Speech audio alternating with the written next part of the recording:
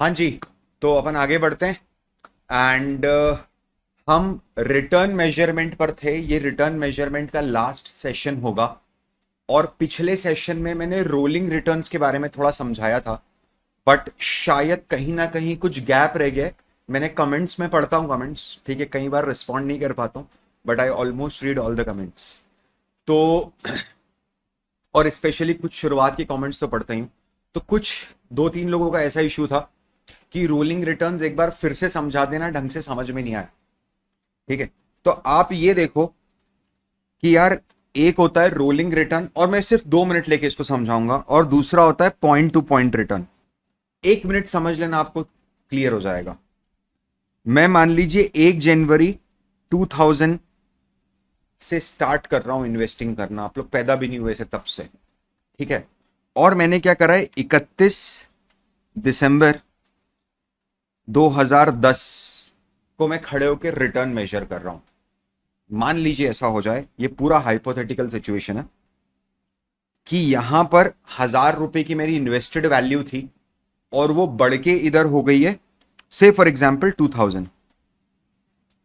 अब क्या होता है ना, मैं अगर यहां पर 5 अप्रैल को खड़ा हूं, मान लो सॉरी, मैं 5 जनवरी 2011 को खड़ा हूं, इस जगह पर आई एम स्टैंडिंग। तो एक तो मेरे पास ऑप्शन ये है कि मैं पिछले 10 सालों का रिटर्न देखूं, जो मैंने अभी आपको बताया। तो अगर सर ये रिटर्न में देखता हूं कि 1 जनवरी से लेकर के 31 दिसंबर 2010 तक मेरे म्यूचुअल फंड ने कितना रिटर्न जनरेट करके दिया है, तो ये सर ये 100% का रिटर्न है। ये हो गया point two point return. But क्या होता है ना, point two point return deceptive रहता है। ये सिर्फ डिपेंड करता है कि आपके इन्वेस्टमेंट की वैल्यू एक पॉइंट पे कितनी थी और दूसरे पॉइंट पे कितनी थी। ये उस पॉइंट के पहले और बाद का कोई भी इंपैक्ट कंसिडर नहीं करेगा। आप समझ रहे हो मेरी बात? लेकिन जबकि समझना, अगर मैं 5th को खड़े होके सेम 5 जनवरी 2011 को अगर मैं खड़े होके रोलिंग रिटर्न निकालता हूं फॉर लास्ट 10 ईयर्स, तो पता है कहां से स्टार्ट होगा? वो स्टार्ट होगा 4 जनवरी 2000 से, पिछले 10 साल। Are you getting my point? अब थोड़ा सा समझिए इधर, समझिए थोड़ा सा, समझिए इधर ध्यान से। हो सकता है ये वैल्यू तो चलो मेरी सेम ही रह गई, मैं मान लेता हूं कि इन्वेस्टेड वैल्यू में कोई बहुत ज्यादा फर्क नहीं था, ठीक है। लेकिन मान लो कि दिसंबर के बाद, 31 दिसंबर 2000 के बाद पिछले 5 दिनों में मार्केट कोलैप्स ही कर गया, बहुत बुरी तरीके से कोलैप्स कर गया, ठीक है। और अब जो वैल्यू आ रही है ना, ये मेरे इन्वेस्टमेंट की, अब ये 1700 आ रही है। 30% इन्वेस्टमेंट डाउन हो गया 5 दिन में। ऐसा होता नहीं है म्यूचुअल फंड के केस में, क्योंकि डाइवर्सिफिकेशन बहुत ज्यादा होता है, ठीक है। तो वहां पर रिस्क भी कम होती है, रिटर्न भी कम होते हैं। अपन कभी डाइवर्सिफिकेशन पे बाद में बात करेंगे, आउटसाइड म्यूचुअल फंड।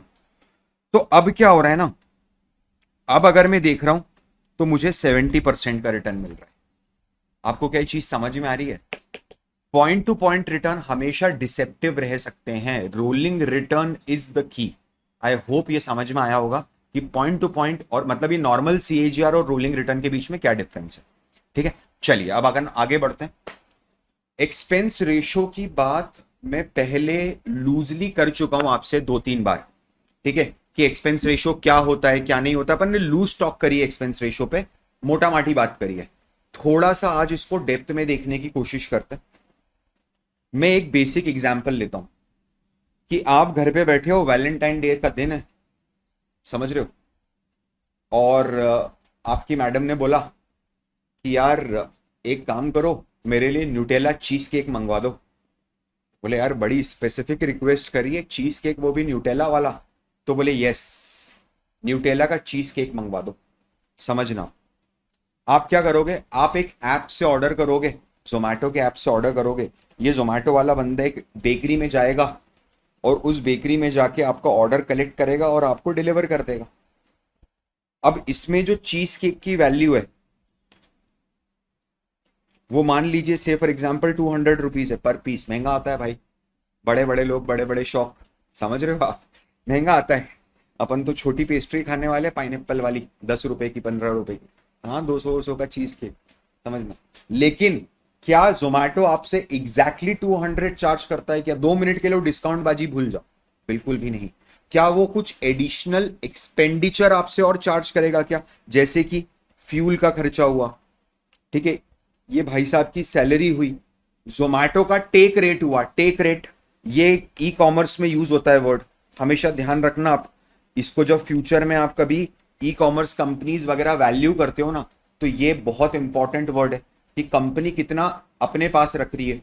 ठीक है, आप देखते हो कन्वीनियंस फीस आजकल जुड़ने लग गई जोमेटो स्विगी के अंदर, that is to enhance the take rate, कि भाई 300 रुपए का एक ऑर्डर आया और मुझे कुछ नहीं मिला। अगर एक्चुअली में आपको ई कॉमर्स समझना है ना, मैं ऐसे कभी रिकमेंड नहीं करता हूं, ठीक है, लेकिन अगर आपको एक्चुअली में समझना है ई कॉमर्स क्या है क्या नहीं है, तो आप दीपेंद्र गोयल सर को सुनिए। ठीक है, I personally admire the guy.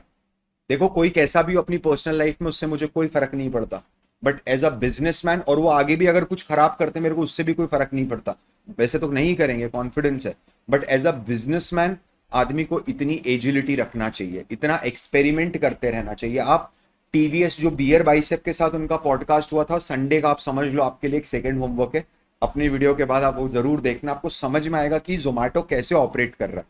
ठीक है, और यार क्या है ना, ये चीजें अगर आपको फाइनेंस में बड़ा बनना है ना, तो आपको ये सब चीजें करते रहना पड़ेंगे। जैसे देर is this book by Pradeep Saha, 1 minute दो, मैं 2 मिनट में आता हूं। ठीक है, ऐसा कभी करा नहीं है मैंने यूट्यूब वीडियो में, बट आज करूंगा। मैं लाइव क्लासेस में ऐसे गायब हो जाता हूं, मिस्टर इंडिया बन जाता हूं, आपके लिए किताब लेके आता हूं, देखो आप कितना मजा आएगा।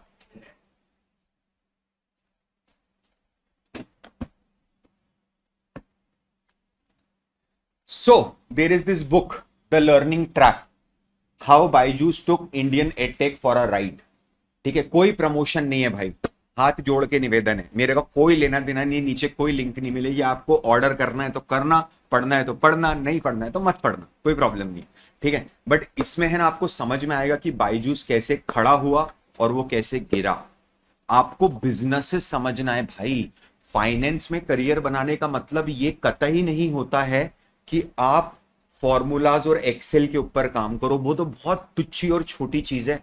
क्या आपकी अंडरस्टैंडिंग डेवलप हो रही है कि एक धंधा कैसे चलता है?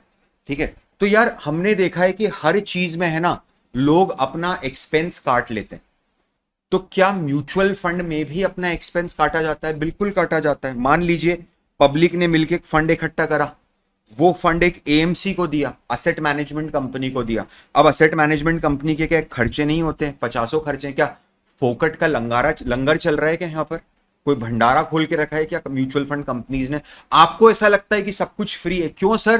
क्योंकि वो मेरे पॉकेट से कुछ नहीं ले रहा है। आपको समझ में आना चाहिए, वो आपके पॉकेट से निकाल नहीं रहा है, लेकिन वो कम डाल रहा है।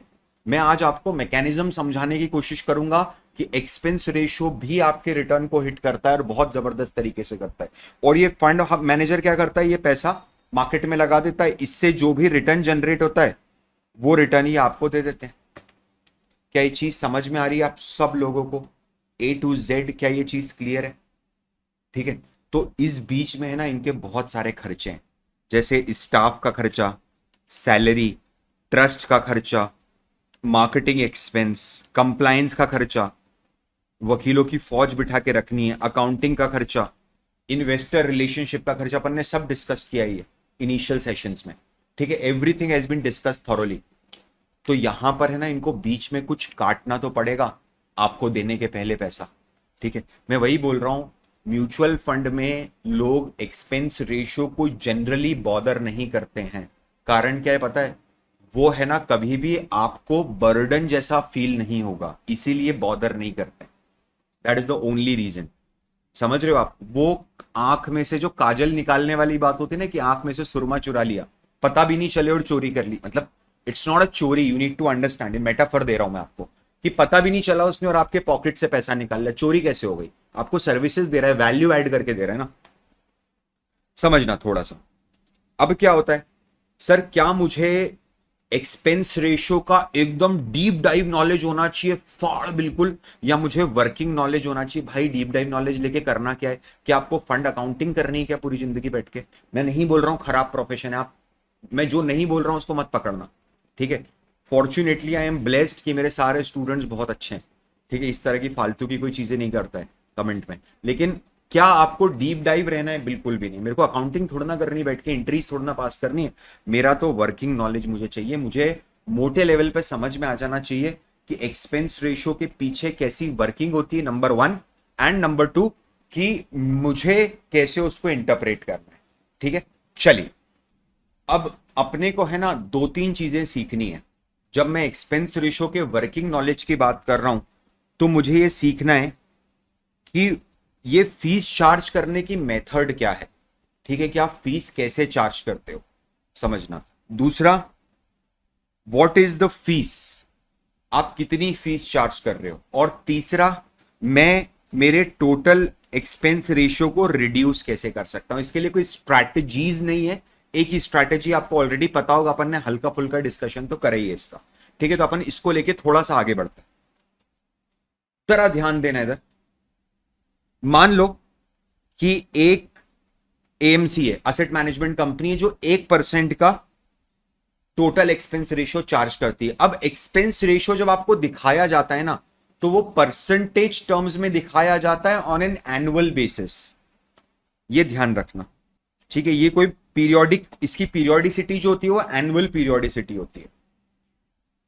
तो इसका मतलब यह है कि अगर मैंने 1 लाख रुपए का इन्वेस्टमेंट किया है तो 1000 पर ईयर का मेरे फंड में से पैसा निकाला जाएगा। सुनना सर, क्या ये पैसा मुझसे अपफ्रंटली कलेक्ट करा जाएगा? अपफ्रंटली मतलब कि मैं 1 लाख रुपए म्यूचुअल फंड को चेक लिख के देता हूं और म्यूचुअल फंड मुझे इन्वेस्टमेंट 99,000 का दे? ऐसा नहीं होता है। क्यों? क्योंकि अगर ऐसा होगा ना, अगर अपफ्रंट आपसे एक्सपेंस रेशियो लिया जाएगा तो आपको दिखेगा कि अरे कुछ गड़बड़ हो रही है। मैंने डाला 1 लाख, मिला 99,000। समझ रहे हो आप? जैसे आप आज ड्रीम 11 वगैरह में डालते हो पैसा तो समझ में आ रहा है 30% GST and all that shit, right? तो सर क्या होता है, क्या ये पैसा मुझे साल के एंड में निकाला जाएगा कि साल में अगर मान लो 1 लाख रुपए से मैंने बढ़ा के 1.5 लाख रुपए कर दिए तो 1000 रुपीज डिडक्ट हो जाएंगे? ऐसा भी नहीं होगा, समझना। तो क्या जब मैं विड्रॉवल करूंगा तब निकाला जाएगा? ऐसा तो कभी नहीं होगा। कारण क्या है? बात वही हो जाएगी कि आपके 1,50,000 है, उसने आपको 1,500 रुपए कट करके दिए। समझ रहे हो आप? आपने 1 साल रखा है तो 1,500 कट करके दिए, 2 साल रखा है तो 3,000 कट करके दिए। पेन होगा यहां पर, समझ रहे हो आप? पेन होगा, आंखों में से काजल निकालना है उन लोगों को। अब ये करते कैसे वो थोड़ा समझना कि एक्सपेंस रेशियो की वर्किंग एक्चुअली में प्रैक्टिकली कैसे होती है, कैसे ये काम करेगा, हाउ इट वर्क्स, समझिए। अब एनुअल चार्ज जो है वो आपका 1,000 रुपए लगना है, ये तो श्योर शॉट है। ठीक है कि एनुअल चार्ज 1,000 है। ये लोग क्या करते हैं, इस एनुअल चार्ज का डेली अमाउंट कैलकुलेट करते हैं। से फॉर एग्जाम्पल 1,000 डिवाइडेड बाय 365 तो कितना आ रहा है? 2.73 रुपीज। अब आपके पोर्टफोलियो में से, समझना, आपके उनके पास जो आपका क्यूमुलेटिव पैसा पड़ा है ना, उसमें से वो रोज 2.70 रुपए कट करेंगे। ये मैं आपको पूरी एग्जैक्ट वर्किंग अभी समझा देता हूं कि एग्जैक्टली कैसे होता है। ठीक है, लेकिन वो धीरे धीरे रोज के बेसिस पे कलेक्ट करेंगे। और ये जो वर्किंग होगी ना, ये डेली 1 लाख रुपए पे नहीं होगी। आपको समझना पड़ेगा सर, थोड़ा सा समझना। जैसे मान लीजिए कि कल का आपका इन्वेस्टमेंट का टोटल वैल्यू का क्लोजिंग जो था वो 1 लाख रुपए था, तो 1 लाख पे 1% एनुअली के हिसाब से 1,000 की फीस बन रही है। और उस 1,000 को अगर मैं 365 में डिवाइड करता हूं तो 2.73 आ रहा है। परफेक्ट। तो आज के दिन मेरे अकाउंट से 2.73 रुपीज कट हो जाएंगे। मान लीजिए कि आज शाम को जब ये मेरा इन्वेस्टमेंट क्लोज होता है, ठीक है, तो मेरे 1 लाख के बढ़ के 2 लाख हो जाते हैं। मैंने एक एग्जांपल दिया, यहां आप एडिशनल 2 लाख डाल देते हो, 1 लाख डाल देते हो। तो अब क्या होगा, जैसे ही आज का दिन क्लोज होगा ना, आज की एक्सपेंस रेशियो कैलकुलेट होगा 2 लाख रुपए पे, कि 2 लाख का 1% इज 2,000 और 2,000 डिवाइडेड बाय 365 इज 5.46। तो आपके अब अकाउंट से 5 रुपए कटना शुरू होगा। आपको ये समझ में आ रहा होगा बात। इसीलिए ये ना ये अपफ्रंट लेते हैं, ना ये बाद में काटते हैं, और ना ये विड्रॉवल पे काटते हैं, ना ईयरली कट करते हैं। कारण क्या है, अगर ये ऐसा कुछ भी करेंगे ना कि पहले फीस ले ली, साल भर बाद पैसा काटा, ये जब आप विड्रॉल कर रहे हो तब काटा, तो ये जो इस पीरियड के दौरान का अप एंड डाउन है ना, उसके और अनुसार अपना एक्सपेंस रेशो कम ज्यादा नहीं कर पाएंगे। तो फिक्स्ड एक्सपेंस रेशो हो गया, तो फायदे की बात हो जाएगी मेरे लिए कि अगर आप ये डिसाइड हो गया कि 1,000 रुपए सीधे साल के एंड में कटेंगे, समझना, तो मैं बीच में 15 लाख डाल दूं, 50 लाख डाल दूं, 1 करोड़ डाल दूं।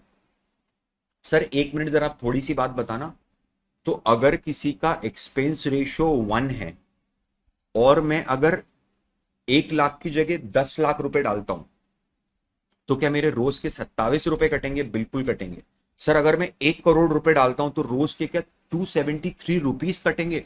यस, ठीक है, यही इंडस्ट्री है, ऐसे ही पैसा बनता है। अगर आपका एस्पिरेशन है फंड मैनेजर बनना फ्यूचर में जाके, समझ लो, और आप यहां पर, मुझे पता है बहुत सारे लोग हैं जो सिर्फ स्किल्स के लिए ये चीजें कर रहे हैं, ठीक है। डिस्ट्रीब्यूशन में जाना है तो बहुत अच्छी बात है, कोई प्रॉब्लम ही नहीं है, लेकिन अगर फंड मैनेजर बनना है तो आपको समझना पड़ेगा आपका सारा बोनस, डिस्ट्रीब्यूशन में जाना है तो आपको समझना पड़ेगा कि आपकी सारी कमीशन, सब कुछ इसके हिसाब से आएगा, ये एक्सपेंस रेशियो के अनुसार ही आएगा। चलिए अब आगे बढ़ते हैं, थोड़ा और समझते हैं, इसकी वर्किंग समझते हैं, एक्चुअली में प्रैक्टिकली समझाओ कैसे होगा। समझना, आपने आज 1 लाख रुपए डाले, ठीक है। आज मान लो म्यूचुअल फंड का पहला दिन है, आज ही म्यूचुअल फंड लॉन्च हुआ है, आज आपने 1 लाख रुपए उस म्यूचुअल फंड में डाले, आज एनएफओ फर्स्ट टाइम रिलीज हुआ है, तो आपको 10 रुपीज पर यूनिट के हिसाब से 10,000 यूनिट्स अलॉट हो जाएंगे, 10,000 यूनिट्स अलॉट हो गए, ठीक है। मान लीजिए एक दिन के बाद तो आपकी पर यूनिट कितनी हुई? 10 रुपीज पर यूनिट के हिसाब से आपको 10K यूनिट्स अलॉट हुई है। एक दिन के बाद आपका म्यूचुअल फंड में 1% का गेन आता है, 1% का गेन आता है, तो आपकी जो 10 रुपए वाली यूनिट थी, अब ये बढ़ के कितनी हो जाएगी? 10.1 रुपीज, बराबर हो गया सर। तो पूरा इन्वेस्टमेंट वैल्यू बढ़ के कितना हो जाएगा? 1 लाख था, 1 लाख पे 1% बढ़ा है तो 1,01,000, बिल्कुल सही है, कोई प्रॉब्लम नहीं यहां तक। अब आती है एएमसी की बारी, अब आती है एएमसी की बारी। एएमसी क्या करेगा पता है? एएमसी है ना, सबसे पहले तो आपके 1,01,000 में से अपने 273 रुपीज कट करेगा। क्यों? क्योंकि पिछले दिन के क्लोजिंग पे होता है ना कैलकुलेट। आज ये 1,01,000 की वैल्यू तो आज आई ना, शाम की क्लोजिंग पे आई है ना। मेरा एक्सपेंस रेशियो कैसे कैलकुलेट होगा? पिछले दिन पे कैलकुलेट होगा, ठीक है। तो पिछले दिन पे मेरी 1,00,000 वैल्यू थी, 2.73 रुपीज एक दिन का एक्सपेंस रेशियो लगता है। तो उन्होंने क्या करा है, आपके 1,01,000 में से 2.73 रुपीज कट करा, तो वो 1,09,997.3 रुपीज की आपकी टोटल वैल्यू है। इसको डिवाइड करा नंबर ऑफ यूनिट से, तो आपकी जो यूनिट आई वो आई 10.099। आपको सिर्फ एनएवी दिखाया जाता है। मैंने बताया था आपको कि डे एंड पे एनएवी पब्लिश होता है। आपको तो पता भी नहीं चलेगा कि एक्सपेंस रेशियो के कारण मेरा जो एनएवी है वो 10.1 से कम होके 10.099 हो गया है। और अगर पता भी चलेगा ना तो आपको कोई फर्क नहीं पड़ेगा। पता है 0.01 पैसा कम हुआ है सर, क्या फर्क पड़ता है? बहुत फर्क पड़ता है, समझते हैं? देखिए आप, बहुत फर्क पड़ता है, मैंने आपको बताया। जैसे अगर आप एक इन्वेस्टमेंट स्टार्ट करते हो, ठीक है, एक बेसिक चीज मैं बता रहा हूं, अभी अपन इसको नंबर्स पे भी कर लेंगे, और ये आपका ओरिजिनल अमाउंट है। अगर बिना किसी एक्सपेंस के आप करते हो तो आपकी जो वैल्यू आ रही है वो 2 करोड़ होगी, ठीक है। Original value is close to 40 lakhs, और ये जो वैल्यू होगी 2 करोड़ की वैल्यू होगी।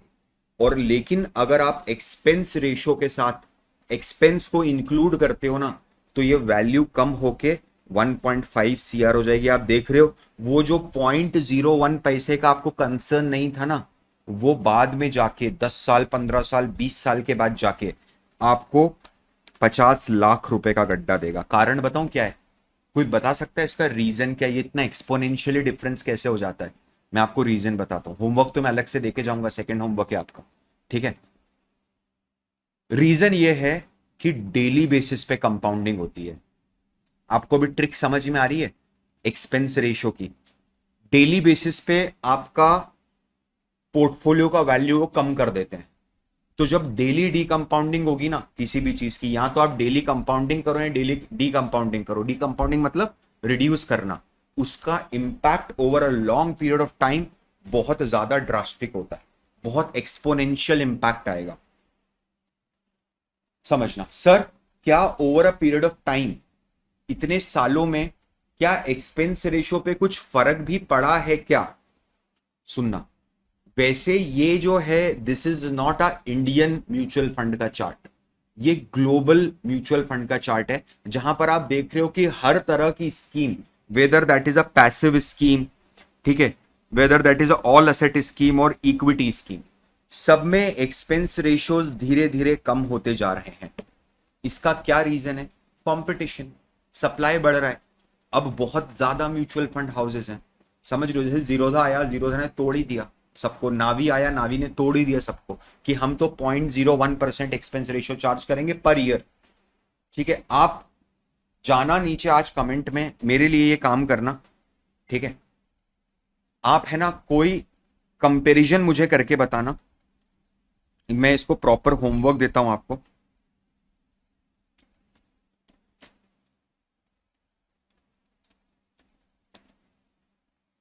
वॉच बियर बाइसेप्स जोमैटो वाला एपिसोड, है ना, ये तो आपका नंबर 1 होमवर्क है। योर होमवर्क नंबर 2 इज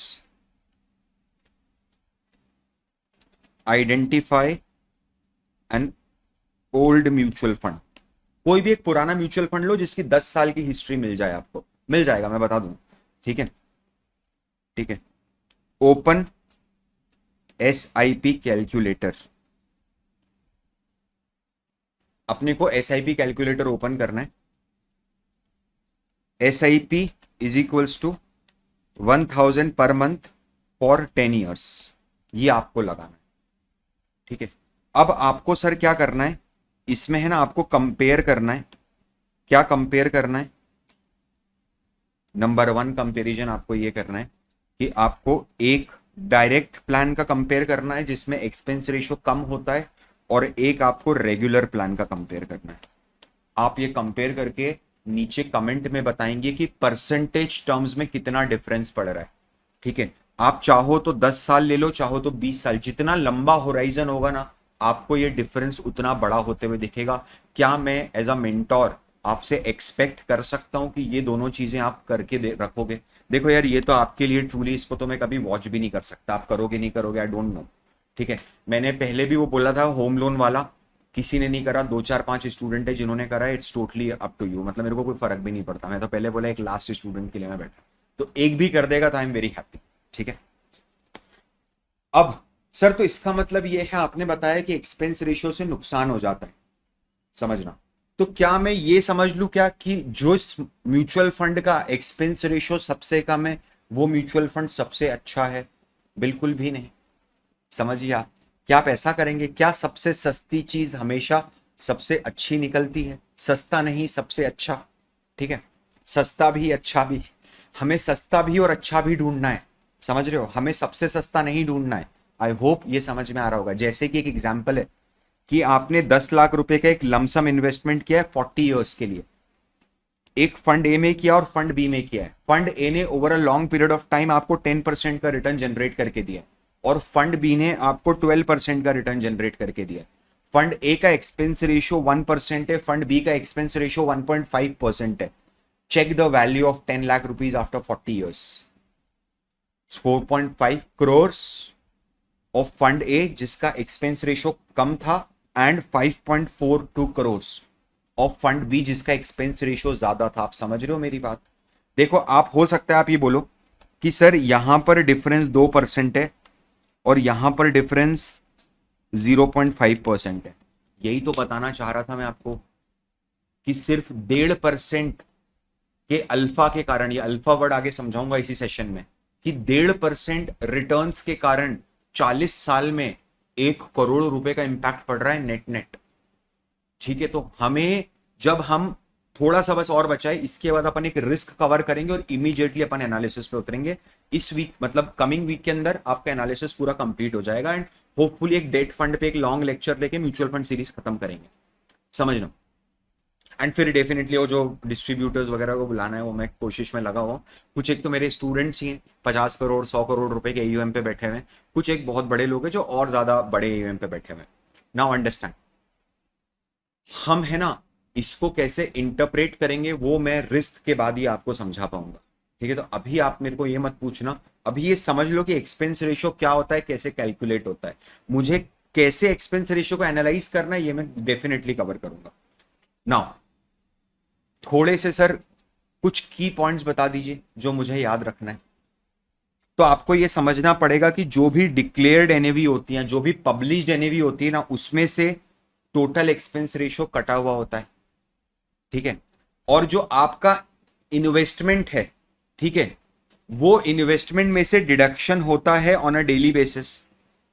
तो सर एक मिनट ही मेरे को बात समझाओ, जैसे यहां पर इस पर्टिकुलर एग्जाम्पल में मेरा 1% इंक्रीज हुआ था, तो अगर ये 1% डिक्रीज होता है, समझिए अगर 1% गिर जाता है, 9.9%, 9.9 रुपीज आता है, तो भी क्या मेरा एक्सपेंस रेशियो कट होगा? Absolutely sir. आपका 0% भी रह जाता है तो भी कट होगा और कैलकुलेट होगा और कट होगा एनएवी में से। यही विद्या है, समझ रहे हो आप, यही कला है, बाकी सब विज्ञान है यहाँ पर। और मैं अब इसके ज्यादा कुछ बोलूंगा तो फिर विवाद हो जाएंगे, कोई प्रॉब्लम नहीं। ठीक है, आप ये समझ लो हर तरफ से एक्सपेंस रेशियो मतलब आपकी जेब से, पॉकेट से पैसा जा रहा है, यहां पर कोई डिस्करेज नहीं कर रहे हैं। एक्सपेंस रेशियो जस्टिफाइड है देना, एक्सपेंस रेशियो ऐसा नहीं कर रहे हैं, अपन कंजूसी नहीं करेंगे। आपको ये समझना पड़ेगा, मुझे लाइफ में 30 साल के बाद ये चीज समझ में आई कि आप पैसा बचा के पैसा नहीं बना सकते। पैसा बनाने का सिर्फ एक ही तरीका होता है, पैसे को सही जगह पर खर्च करना।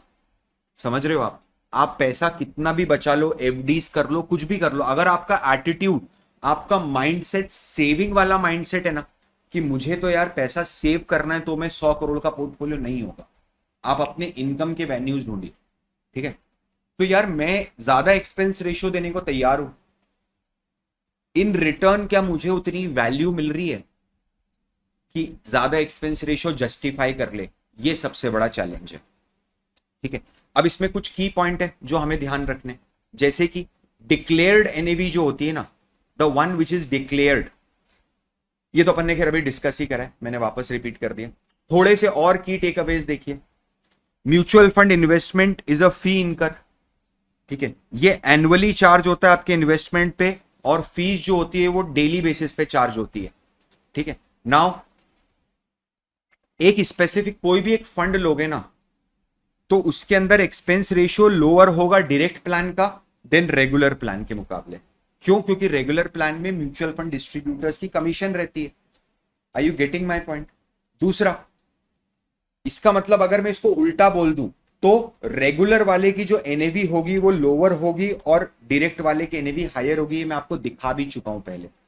ठीक है, अपन अब थोड़ा सा आगे बढ़ते हैं, और एक ये टॉपिक है जो बहुत इंपॉर्टेंट है। मान लो ऐसा हो जाए कि आप एक 100 मीटर की रेस दौड़ रहे हो और आपने वो 100 मीटर 20 सेकेंड्स में कंप्लीट किया। नहीं कर पाओगे, लेकिन मान लो ऐसा कि कर लिया। 20 सेकेंड में आप 100 मीटर दौड़ गए। आप मेरे पास आए, आपने बोला कि सर मैं सबसे बढ़िया दौड़ता हूं और मैं 100 मीटर 20 सेकेंड में दौड़ पाता हूं। क्या इस पर्टिकुलर एक सिंगल रिजल्ट से कोई सेंस बन पाएगा क्या लॉन्ग रन में? बिल्कुल भी नहीं बनेगा, आपको समझना पड़ेगा। ठीक है, कोई सेंस नहीं बनेगा। तो मुझे कुछ कंपैरिजन लगाना पड़ेगा आपकी रिलेटिव परफॉर्मेंस चेक करने के लिए कि आप कितने बेहतर और कितने बेहतर नहीं हो। ठीक है, सिमिलरली एक फंड मैनेजर मेरे पास आता है और वो मेरे पास आके ये बोलता है कि मैंने 15% का रिटर्न जनरेट करके दिया and I am the best fund manager. आप इस क्लेम को कैसे वेरीफाई करोगे? आपको इस फंड का रिटर्न किसी दूसरे रिटर्न के साथ कंपेयर करना पड़ेगा। इसी एक्टिविटी को बेंचमार्किंग बोलते हैं। जब आप अपने पीयर के साथ या आप किसी बेंचमार्क के साथ अपनी कंपनी के रिटर्न्स को या खुद के रिटर्न्स को कंपेयर करते हो। अब देखना, अगर ये फंड मैनेजर मेरे पास आके ऐसा क्लेम करता है कि मैंने तो सर 15% रिटर्न जनरेट करके दिया over a long period of time, ठीक है, और I am the best manager, fund manager, he will be the best fund manager अगर निफ्टी ने उसी पीरियड में 8% रिटर्न जनरेट करके दिया। मैं बोलूंगा सलाम है बॉस आपको कि इतने लोअर मार्केट में आपने निफ्टी से डबल रिटर्न जनरेट करके दिया है।